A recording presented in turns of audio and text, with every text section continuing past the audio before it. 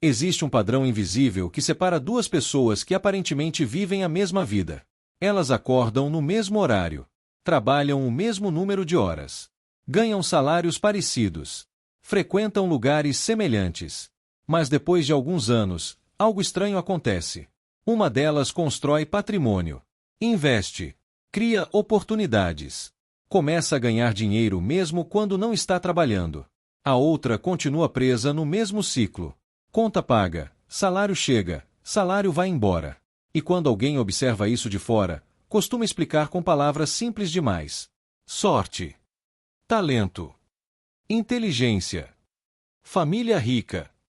Mas um dos homens mais ricos da história, Andrew Carnegie, tinha uma explicação muito mais fria e muito mais técnica. Carnegie nasceu em extrema pobreza na Escócia. Sua família vivia em uma pequena casa, com dificuldades constantes para pagar comida e carvão para aquecer o inverno. Quando ele ainda era criança, a família decidiu atravessar o oceano em busca de sobrevivência nos Estados Unidos. Eles chegaram praticamente sem dinheiro. Carnegie começou a trabalhar ainda menino. Primeiro como operário em uma fábrica de algodão. Depois como mensageiro em uma empresa de telégrafo. Nada na vida dele indicava que um dia ele se tornaria um dos homens mais ricos que já existiram. Mas durante anos, ele observou algo. E foi isso que mudou completamente o destino financeiro dele. Carnegie percebeu que existia um comportamento que separava trabalhadores comuns de pessoas que se tornavam poderosas. Não era inteligência. Não era educação formal. Não era sorte. Era um hábito mental. Um hábito silencioso. Um hábito que quase ninguém percebe. E que a maioria das pessoas simplesmente não pratica. A maioria das pessoas vive reagindo ao presente. Elas acordam pensando no que precisa ser resolvido hoje. A conta do cartão. A reunião. O problema no trabalho. O cansaço. O trânsito. A preocupação com o final do mês. Elas vivem em modo sobrevivência. Isso significa que toda a energia mental delas está sendo consumida pelo agora. E quando toda sua mente está ocupada sobrevivendo ao presente, você não constrói o futuro. Andrew Carnegie percebeu que os homens mais poderosos que ele conheceu tinham um hábito diferente. Todos eles tinham um período diário dedicado a pensar. Não pensar em problemas. Pensar em direção. Pensar em construção. Pensar em como transformar trabalho em sistema. Carnegie dizia que a maioria das pessoas trabalha muito, mas pensa pouco. E isso cria uma armadilha financeira brutal. Porque quando você apenas trabalha, sua renda sempre depende da sua presença. Seu tempo vira moeda. Você troca horas por dinheiro. Mas quando você começa a pensar estrategicamente, algo muda. Você começa a procurar estruturas, sistemas, alavancas, coisas que continuam funcionando mesmo quando você não está presente. Foi assim que Carnegie começou a se destacar ainda muito jovem.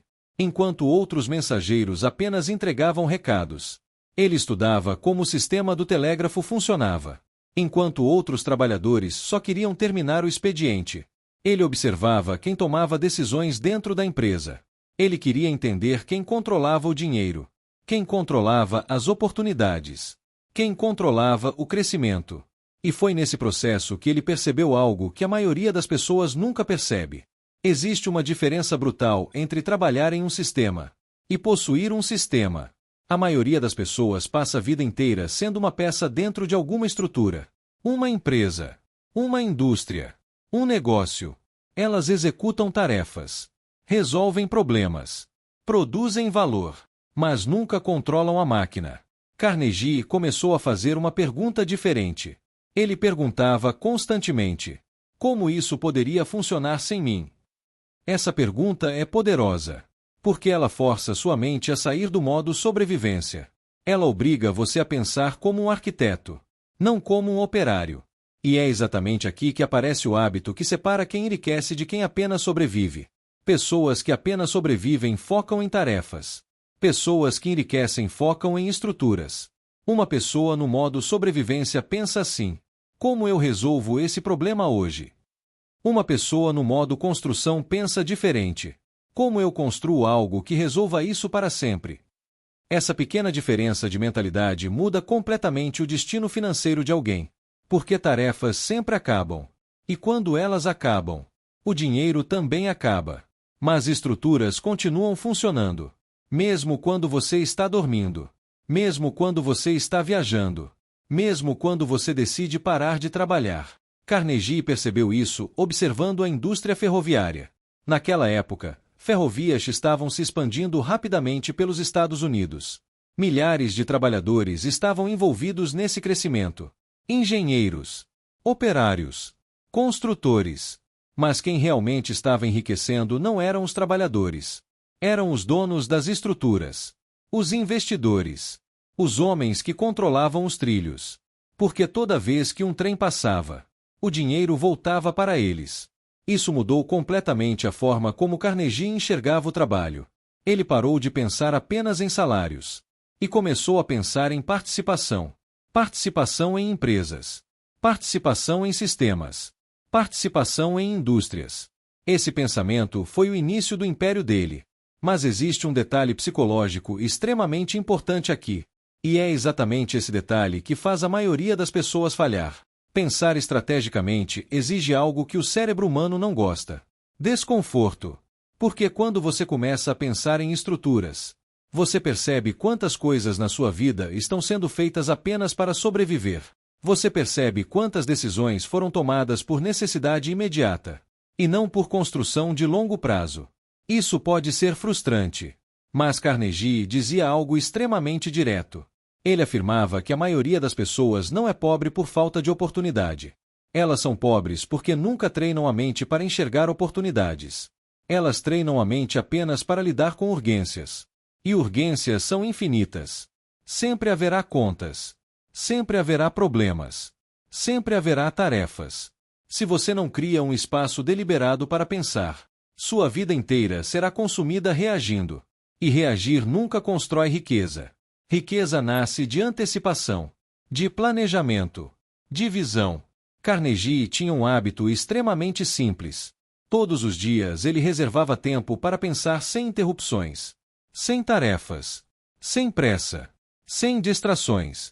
Ele analisava mercados, pensava em oportunidades, observava comportamentos, tentava prever o que aconteceria nos próximos anos.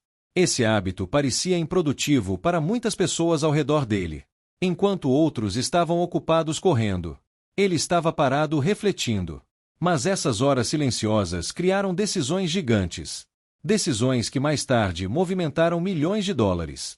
Porque quando você pensa com profundidade, você começa a enxergar padrões. E quem enxerga padrões consegue agir antes dos outros. Esse é um dos maiores segredos da riqueza. Não é trabalhar mais. É perceber antes.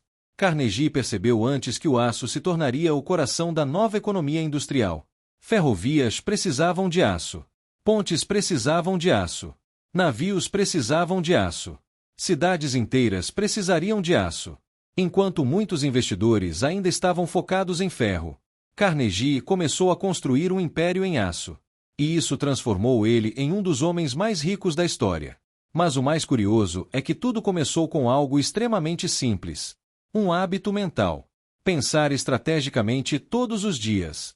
Isso pode parecer pequeno, mas na prática é revolucionário. Elas passam anos inteiros sem parar para analisar a própria vida financeira. Sem perguntar: para onde exatamente eu estou indo? Esse trabalho constrói algo duradouro, ou apenas paga contas? Existe uma forma mais inteligente de fazer isso? Sem essas perguntas, a vida vira uma sequência automática de obrigações. E quando você percebe, 10 anos se passaram, 20 anos se passaram, e nada realmente mudou. Andrew Carnegie observou isso acontecer com centenas de pessoas ao redor dele. Homens trabalhadores, honestos, dedicados, mas completamente presos em ciclos repetitivos. Eles nunca paravam para projetar o futuro. Eles apenas enfrentavam o presente. E aqui existe uma verdade incômoda. Trabalhar duro não garante riqueza. Milhões de pessoas trabalham duro todos os dias. Mas poucas constroem ativos. Poucas criam sistemas. Poucas treinam a mente para enxergar oportunidades estruturais. Carnegie dizia que riqueza começa quando você muda a pergunta central da sua vida. A maioria pergunta: quanto eu posso ganhar? Mas pessoas que constroem fortuna perguntam: O que eu posso construir? Essa mudança de pergunta muda tudo. Porque ganhar depende de esforço. Construir depende de estratégia. E estratégia nasce no silêncio do pensamento, não na correria do dia a dia. Se você observar atentamente pessoas que acumulam riqueza ao longo de décadas, quase todas têm esse hábito. Elas reservam tempo para pensar, para analisar, para estudar, para planejar. Esse tempo parece invisível, mas é onde as decisões que mudam destinos financeiros são tomadas. Andrew Carnegie acreditava que esse hábito era tão importante que sem ele, qualquer pessoa acabaria presa em ciclos de sobrevivência, mesmo trabalhando muito, mesmo sendo inteligente. Porque sem pensamento estratégico, o trabalho se torna apenas manutenção da vida, e não construção de riqueza. Mas existe um segundo nível nesse hábito, um nível que poucas pessoas alcançam. E foi exatamente isso que fez Carnegie sair de milionário, para se tornar um dos homens mais poderosos do planeta. Porque pensar estrategicamente é apenas o começo. O próximo passo é muito mais difícil. É aprender a agir contra o comportamento natural da maioria das pessoas. E esse ponto é onde quase todos falham. Porque existe um momento extremamente delicado no caminho de qualquer pessoa que começa a pensar estrategicamente. É o momento em que você percebe algo que muda completamente sua visão sobre dinheiro. Você percebe que esforço não é o principal fator de riqueza. Essa descoberta pode ser desconfortável. Durante toda a vida somos ensinados que trabalhar duro é o caminho para prosperar. A ideia parece lógica. Mais esforço deveria gerar mais resultado. Mas quando Andrew Carnegie começou a observar os homens mais ricos da indústria americana, ele percebeu algo inquietante. Muitos deles não eram os que trabalhavam mais. Na verdade, alguns trabalhavam muito menos que os próprios funcionários. Mesmo assim, acumulavam fortunas enormes. Isso levou Carnegie a estudar um conceito que hoje é chamado de alavancagem econômica. Mas naquela época ele descrevia de forma muito simples. Ele dizia que existem dois tipos de pessoas no mundo dos negócios: as que multiplicam esforço e as que multiplicam resultados. A maioria das pessoas multiplica esforço. Elas trabalham mais horas, aceitam mais tarefas, assumem mais responsabilidades. Isso pode até aumentar a renda. Mas existe um limite físico inevitável. Um dia tem 24 horas. O corpo cansa. A mente satura. E quando você para, o dinheiro também para. Pessoas que constroem riqueza aprendem a multiplicar resultados. Elas procuram formas de fazer uma única decisão gerar impacto repetido. Esse foi um dos princípios centrais do império de Carnegie. Quando ele entrou na indústria do aço, ele não pensava apenas em vender metal. Ele pensava em controlar etapas inteiras da cadeia de produção: mineração, transporte, processamento, distribuição. Ele queria que cada parte da estrutura alimentasse a outra. Isso criou algo poderoso: um sistema integrado. Enquanto concorrentes dependiam de fornecedores externos, Carnegie controlava quase tudo. Isso reduzia custos, aumentava a velocidade e multiplicava lucros. Mas o que poucas pessoas percebem é que essa visão começou muito antes de ele ter dinheiro. Ela começou com um hábito mental. O hábito de perguntar constantemente: qual é o verdadeiro motor desse negócio? Essa pergunta muda tudo. Porque muitos negócios parecem lucrativos na superfície, mas o verdadeiro dinheiro está escondido em outro lugar da estrutura. Por exemplo, durante a corrida do ouro na Califórnia, milhares de pessoas correram para cavar ouro. A maioria terminou pobre. Mas alguns homens ficaram extremamente ricos vendendo ferramentas, equipamentos e infraestrutura para os mineradores. Eles entenderam o motor do sistema. Carnegie aplicava esse tipo de raciocínio constantemente. Ele estudava indústrias inteiras antes de tomar decisões. Observava onde o dinheiro realmente se concentrava, onde estavam os gargalos, onde estavam as dependências e, principalmente, onde existiam oportunidades de controle. Esse tipo de pensamento é raro porque exige paciência intelectual. E paciência é algo que a maioria das pessoas perde quando o dinheiro está envolvido. A urgência de ganhar rápido faz com que muitos ignorem a análise profunda. Eles entram em oportunidades pela empolgação do momento, pelo medo de ficar de fora, ou pela promessa de retorno rápido. Carnegie evitava esse tipo de comportamento. Ele acreditava que a verdadeira riqueza não nasce da pressa. Nasce da posição estratégica. Ele preferia esperar, estudar, observar. E quando agia, agia com intensidade. Esse padrão se repetiu várias vezes na vida dele. Mas existe outro hábito que ele considerava ainda mais importante. E esse hábito quase ninguém fala. Carnegie treinou a mente dele para tolerar visão de longo prazo. Isso parece simples. Mas na prática é extremamente difícil. O cérebro humano foi programado para buscar recompensas rápidas. Pequenas gratificações imediatas ativam nosso sistema de prazer. Comprar algo novo. Ganhar dinheiro rápido. Receber aprovação social. Tudo isso gera satisfação instantânea. Mas construir riqueza geralmente exige o oposto. Exige decisões que não geram recompensa imediata. Investimentos que levam anos para amadurecer. Projetos que demoram para dar resultado. Estratégias que parecem lentas no começo. Muitas pessoas começam esse caminho, mas desistem no meio. Elas trocam visão longa por ganho rápido. Carnegie chamava isso de armadilha da impaciência. Ele dizia que impaciência destrói mais fortunas potenciais do que falta de inteligência. Porque a pessoa até encontra oportunidades boas, mas abandona antes que elas cresçam. É como plantar uma árvore. Nos primeiros anos, parece que nada está acontecendo. O crescimento é lento. As raízes estão se expandindo sob o solo. Mas quem olha de fora pode achar que o esforço não está valendo a pena. Muitos desistem nesse momento. Carnegie não desistia. Ele entendia que algumas estruturas financeiras levam tempo para mostrar o verdadeiro poder. E esse entendimento permitiu que ele suportasse períodos longos de construção. Isso cria uma vantagem brutal. Porque quando você consegue manter visão de longo prazo, você começa a competir em um jogo que poucas pessoas estão dispostas a jogar. A maioria quer resultados rápidos. Você está construindo estruturas duradouras. E quando essas estruturas finalmente começam a gerar retorno, o crescimento pode se tornar exponencial. Foi exatamente isso que aconteceu com a Carnegie Steel Company. Durante anos, ele reinvestiu agressivamente no crescimento da empresa. Expandiu fábricas. Modernizou processos. Melhorou logística. Enquanto muitos empresários estavam satisfeitos com lucros moderados, Carnegie queria dominar o setor.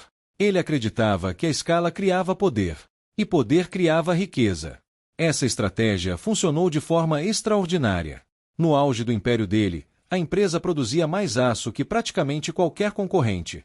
Isso chamou a atenção de um dos homens mais poderosos da história financeira, John Pierpont Morgan. Morgan queria consolidar a indústria do aço nos Estados Unidos. E para isso precisava da maior empresa do setor, a empresa de Carnegie. A negociação que aconteceu depois se tornou lendária.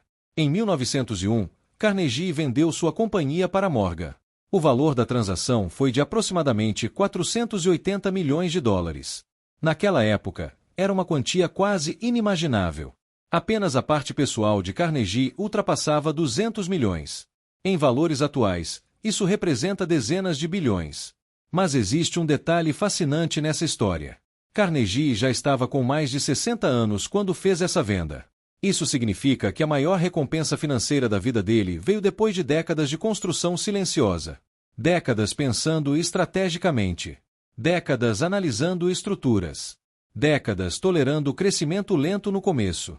Décadas recusando oportunidades rápidas que não criavam poder real.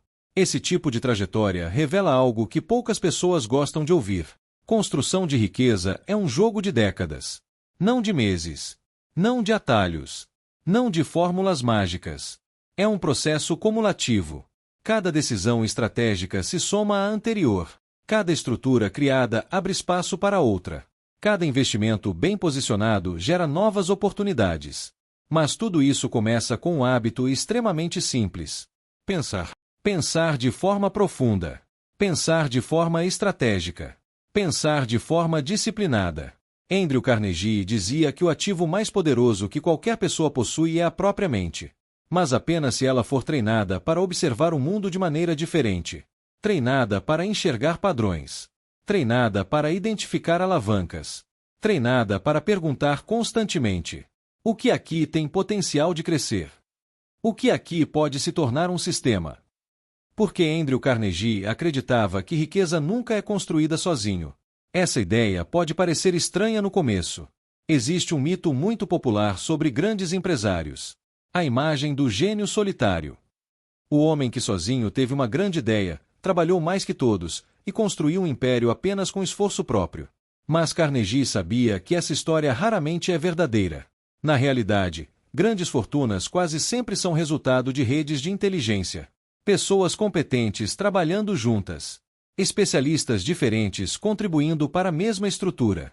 Carnegie tinha uma frase que se tornou famosa no mundo dos negócios. Ele dizia: homens que conseguem cercar-se de pessoas mais inteligentes do que eles, tornam-se líderes extraordinários.